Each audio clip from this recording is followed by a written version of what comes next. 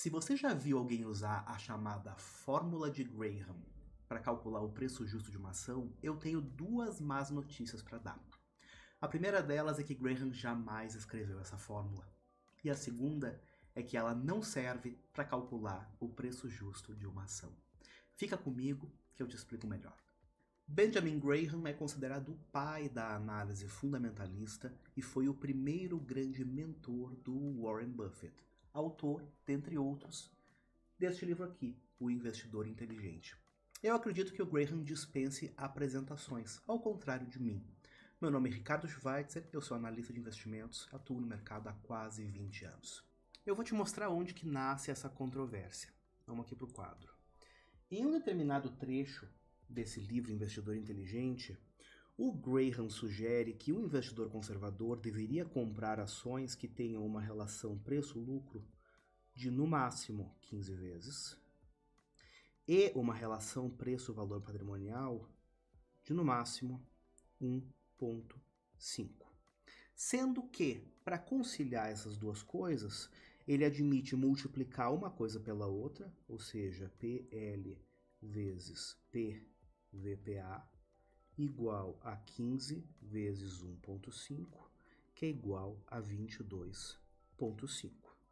Ou seja, você até pode adquirir uma ação que seja negociada a uma razão preço-lucro um pouco maior do que 15, por exemplo, desde que a razão preço-valor patrimonial seja menor, e a recíproca é verdadeira. Você pode comprar uma ação a um preço-valor patrimonial acima de 1,5, desde que a razão preço-lucro seja suficientemente menor, que multiplicando uma coisa pela outra dê no máximo 22,5.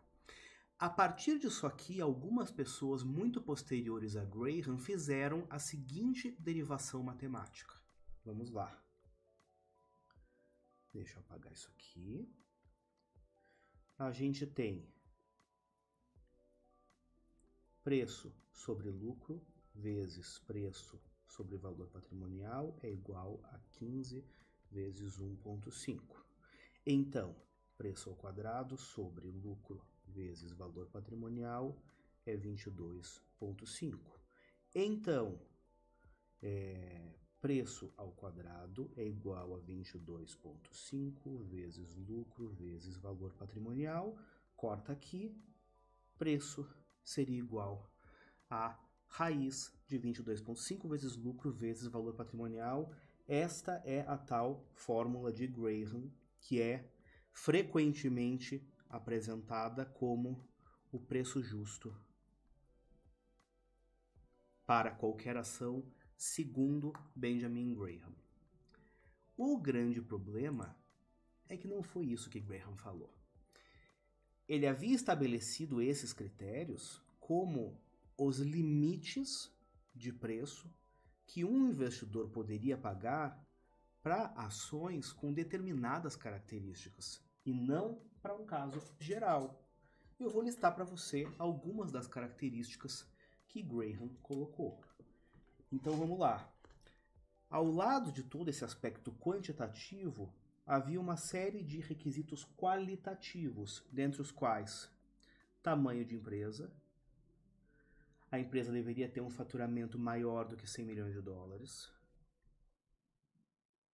Ela deveria ter uma condição financeira muito forte, que ele estabelecia como ativo circulante maior ou igual a 2 vezes o passivo circulante e dívida líquida sobre patrimônio líquido menor do que 1. Lucros ininterruptos por 10 anos, dividendos ininterruptos por 20 anos, crescimento de lucros de pelo menos 30% ao longo de 10 anos, e aí sim os critérios que eu já mencionei: preço-lucro menor do que 15, preço-valor patrimonial menor do que 1,5, ou uma coisa vezes a outra menor do que 22,5.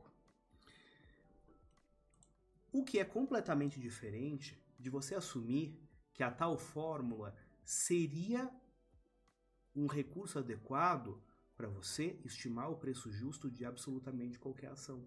É um critério de filtro que o próprio Benjamin Graham aponta como extremamente impreciso.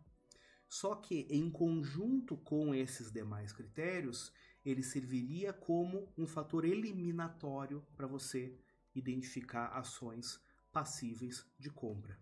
Só que ainda por cima, ainda tem mais um critério. Tem mais um critério que ele apresentou, que é basicamente o seguinte. Ele pede que a razão lucro sobre preço da empresa seja maior do que a razão lucro sobre preço do título de renda fixa livre de risco que exista no momento. Isso aqui, a gente traduzindo para a nossa realidade, a gente poderia dizer que o preço-lucro da ação, que aqui eu vou chamar de preço-lucro asterisco, ele tem que ser menor do que o preço-lucro da renda fixa, que é basicamente o número de anos que leva para você recuperar o investimento do título de renda fixa de um prazo longo e de risco de crédito muito baixo. Na realidade brasileira, o título que a gente tem dessa natureza, vamos pegar, por exemplo, um pré-fixado longo, ele está pagando aproximadamente 15% ao ano.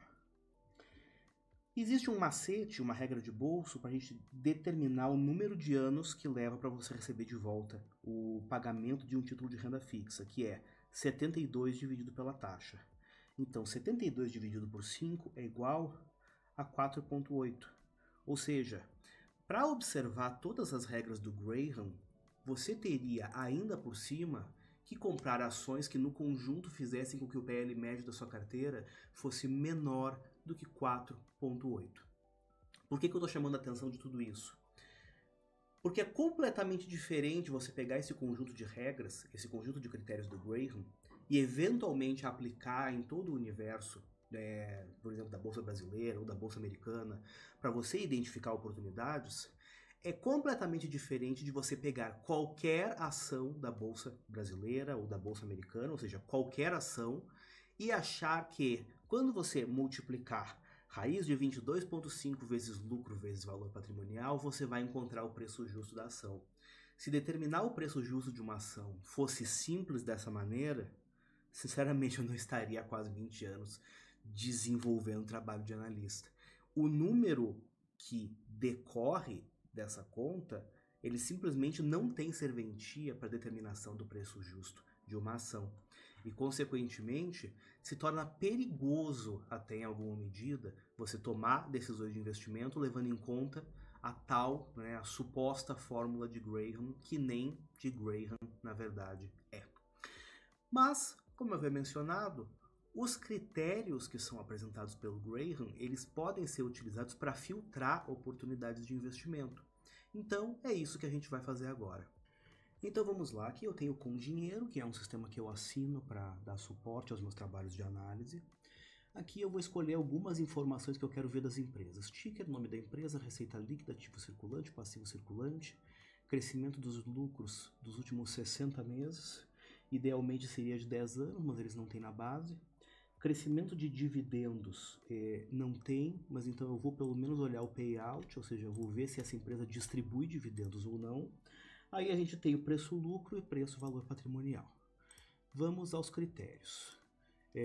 A receita líquida ela teria que ser maior do que 100 milhões de dólares, então eu vou assumir aqui 550 milhões de reais. Ativo circulante tem que ser maior do que 2 vezes o passivo circulante. O crescimento de lucro nos 60 meses tem que ser maior do que 30%. Preço-lucro tem que ser menor que 15%. Preço-valor patrimonial tem que ser menor que 1,5%. O produto das duas coisas tem que ser menor do que 22,5%. E eu vou colocar aqui o payout maior do que 25%, arbitrariamente, só para ver se a empresa paga dividendos, tentando já filtrar o critério de dividendos ininterruptos por 20 anos. Quando a gente roda isso aqui, ele vai devolver para a gente um conjunto bastante reduzido de empresas, e eu sei que é reduzido porque eu obviamente já fiz essa consulta antes, enquanto testava. E ele nos traz estas empresas aqui, se eu bem me recordo, são 22 ou 23 empresas. que seriam empresas elegíveis para investimentos, levando em conta este conjunto de critérios do Benjamin Graham. Só que mesmo aqui ainda existem alguns problemas, que basicamente são os seguintes. O próprio Graham, ao longo da sua carreira, ele foi em diferentes edições do Investidor Inteligente e também, em comentários do seu grande livro, que é o Security Analysis, ele foi alterando os seus critérios e as suas fórmulas de forma a adequá-los ao momento, à conjuntura de mercado de quando aquela edição estava sendo publicada. Essa fórmula, especificamente, ela sai na edição de 1973, o que significa que, muito provavelmente, se Benjamin Graham fosse vivo ainda hoje, a fórmula que ele usaria e que ele nos apresentaria seria diferente dessa que nos foi apresentada. E faz bastante sentido pensar dessa maneira, inclusive porque desde Graham, a própria teoria de finanças avançou e hoje a gente compreende de uma maneira muito mais apurada determinadas relações que existem entre algumas das variáveis que estão colocadas aqui e que, na minha opinião, podem fazer uma diferença muito relevante quando a gente olha para os resultados desse tipo de levantamento. Vamos para a lousa que eu vou dar um exemplo.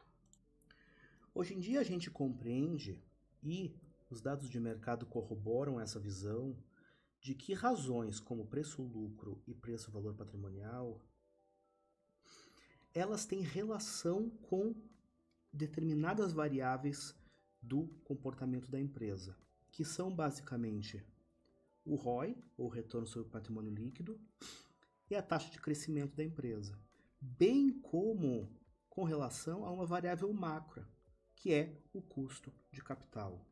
Basicamente, o que está colocado aqui é: quanto maior for o ROI e quanto maior for o crescimento, maior será ou maiores serão as relações preço-lucro e preço-valor patrimonial justas para uma determinada empresa.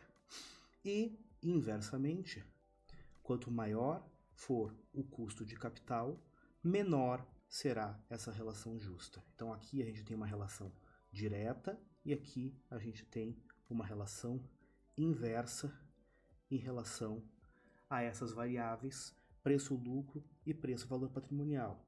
De forma que, quando Graham assume de maneira estática que comprar determinada empresa a um preço-lucro até 15 e um preço-valor patrimonial até 1,5, ignorando quais são as rentabilidades que essas empresas entregam, quais são as taxas de crescimento e qual é o custo de capital na economia no momento, você não necessariamente consegue garantir que estes parâmetros continuam válidos.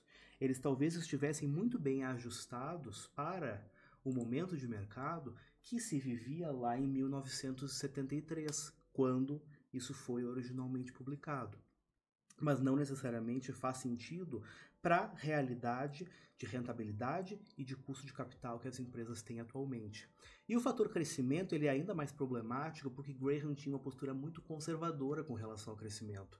Ele praticamente não incluía crescimento no potencial de crescimento nas suas avaliações a respeito das empresas. Ele atribuía um peso muito maior ao passado operacional e à situação financeira presente.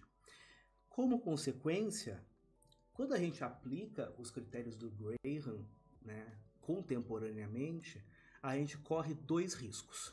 O primeiro deles é de ficar com um universo de potenciais empresas para investir pequeno demais e ainda por cima sujeitos às chamadas armadilhas de valor, que são empresas que operam a múltiplos muito deprimidos, só que tipicamente operam com múltiplos deprimidos porque ou tem uma rentabilidade muito baixa ou uma taxa de crescimento medíocre.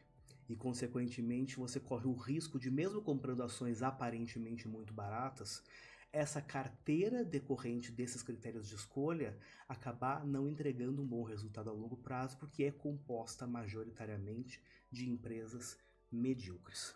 Ou seja, mesmo que você opte por usar os critérios do Graham, é extremamente necessário que você seja bastante criterioso em relação à qualidade das empresas que efetivamente caírem dentro desse conjunto de regras, dentro desse filtro. Aqui, quando a gente rodou, existem algumas boas empresas na lista. Outras eu acho que são armadilhas de valor e mereceria uma análise mais detalhada de cada uma delas antes de tomar alguma decisão de investimento. Se você gostou desse conteúdo, curte, se inscreve, eu volto logo mais com mais coisas interessantes sobre análise de investimentos para você. Tchau!